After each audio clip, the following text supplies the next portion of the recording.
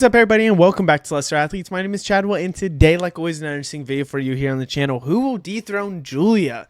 Now, I gotta be honest with you, for the U.S. title for the women's side, Giulia is probably the most exciting and most excited person I am to have a title right now. I'm trying to think, if that's right or what. I'm just excited for Giulia to get the title. It's probably one of the better people I think that could have the U.S. title right now, and I think it's going to give a lot more depth to the U.S. title. From Chelsea Green to Zelina Vega to Giulia, in my opinion, is a perfect lineage, and I think Giulia being the new person and having a new fresh start with this U.S. title is the perfect way to go. Which you're going to realize there's a lot of people on here that I expect or don't expect to be in the discussion, and there's 7 on here, and all 7 of them could win, but it's so hard to say will they or will they not? And it really is because it's a new lineage. Like, we are a new switching up the kind of run that's going on with this U.S. title. So who will dethrone Giulia? We're going to start off with, if I can work the thing, with Jordynne Grace. Now, here's why Jordynne Grace is going to be at the bottom. I am going from least likely to most likely, in my opinion. Jordynne Grace is here at the bottom only because I feel like it's going to be hard to say for sure when she leaves NXT. I don't know if it'll be through the draft. I don't know if it'll be before. Is she winning the US title? Is our NXT title? Is she not? I don't know. And I think Jordynne Grace could hold on to the NXT title for a long time if she would win it against JC Jane. But at the same time, I could also say just she's not gonna win the title. And I'm more leaning on she will win the title from JC Jane. And I really do believe that Jordynne Grace will look great for the main roster.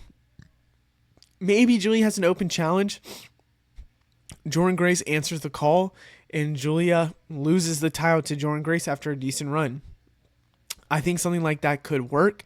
I truthfully believe that Jordynne Grace could look into possibly going to a main roster debut and immediately winning the U.S. title.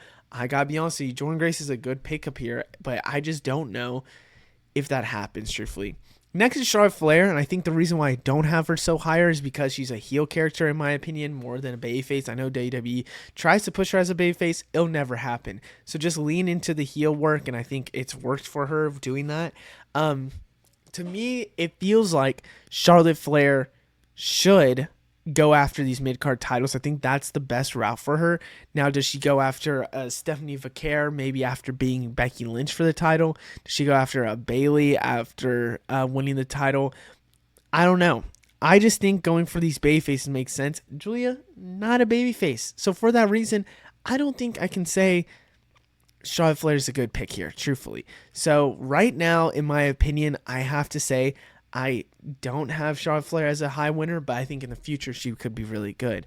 Up next is Kairi Sane. Now, Kairi is an interesting one to me because I feel the singles push getting pushed. The packages, the singles wins that she's been having, there seems like a push. Now, is it because they're trying to build her up for this mid-card division? Because mid-card division's been Is it for... I don't know. I just think Kairi Sane fits exactly what they would want. It may be a U.S. title win. And I think it would be an amazing match going against Giulia. Now, to be honest with you, I think there's better people to go against Giulia than Kairi Sane. I still like Kairi Sane, still one of the best women's on the roster. But I think lining it up, it makes the most sense. So that's why I have her here. But I think personally, I would like other people to win the title off of her, but Kairi Sane could be a really good one to continue a women's push for her. Up next is Nia Jax. This is the one that I keep going back and forth on when could we get Nia Jax, would it make sense? Again, I feel like a Nia Jax winning a mid-card title will happen. Just winning where? And the U.S. title is where I think they'll land because of SmackDown. Now, Giulia versus Nia Jax is a match I really want to see. I don't know if it happens at SummerSlam. I don't know if it happens in a later time. But I think a loss for with Giulia winning is likely to happen with Nia Jax later on coming for a win. Now, maybe Nia Jax will win it off of somebody else than Giulia because the heel dynamic doesn't work as much. But I have to be honest with you. Nia Jax could be an easy winner on here because, in my opinion, this is a person, and if you want to make Giulia babyface, you can, but this is a person that, in my opinion, I would say could do wonders with the mid-card title and really make the mid-card title look super strong. Up next is Roxanne Perez.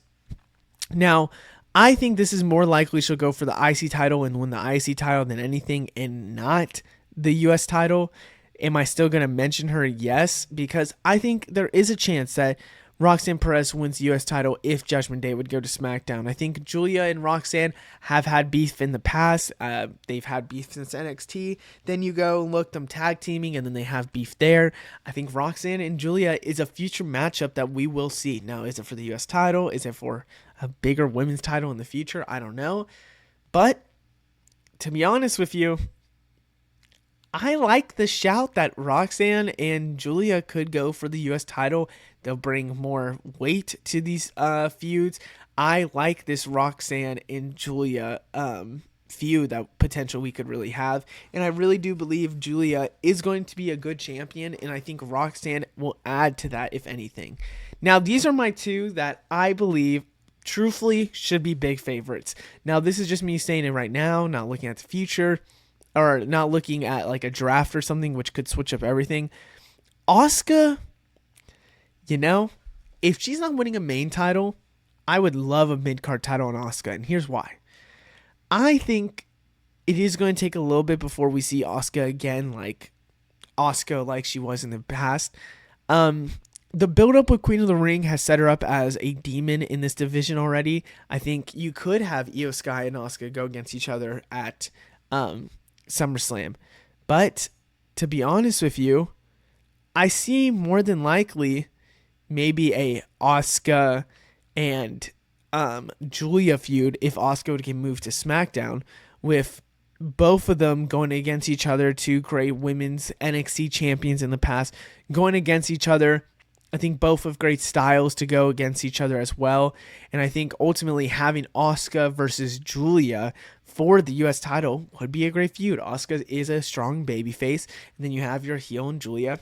It works, and I think it makes sense. And then I think you go storylines after that with Kairi Sane even. Like, there's different ways you can go about this, and I do believe in Asuka with this US title would do wonders. And that's what I'm kind of hoping for.